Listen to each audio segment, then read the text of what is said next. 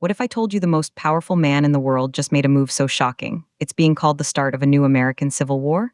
This is Kenya News Update today. Coming up, you'll discover how President Trump's latest power play at Davos is tearing the United States apart from the inside, and why a Pentagon war game predicted this exact moment. The headline: Trump nabs Greenland. But here's the twist. This isn't about real estate, it's about the suicide of a superpower. Meet Elbridge Colby, or Bridge to those inside the Pentagon.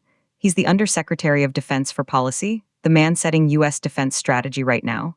A 13,000-word field report from inside the Pentagon calls him, aside from Hijinks, the most powerful gravitational body in the building.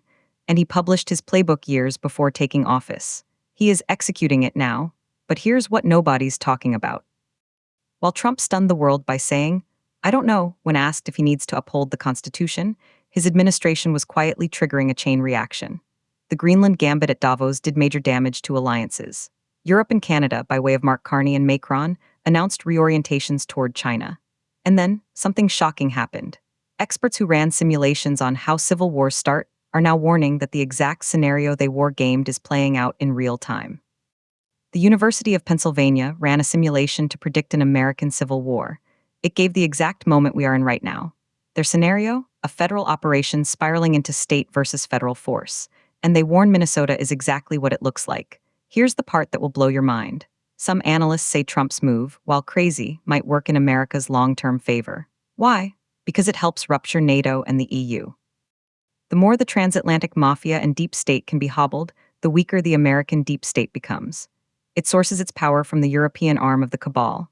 So the chaos has a method, but the method is madness. 9 years, a published playbook, a live war game. The pieces were all on the board. And now the most powerful nation on earth is watching itself die by suicide, one shocking headline at a time. Some say it's strategic genius, breaking old alliances to build new strength. Others say it's the final act of a Dingbat imperialism, pushing the nation toward a fracture not seen since 1861. The nurses in that Kenyan courtroom walked free after 9 years. But in America, the patient is the state itself, and the diagnosis is critical. The question isn't just about Greenland or the Constitution. The real question is, when the University of Pennsylvania simulation becomes your nightly news, what do you do next? Do you think this is the calculated collapse of an empire, or its accidental suicide? Drop your take in the comments. Subscribe to Kenya News Update today for more on the stories reshaping our world.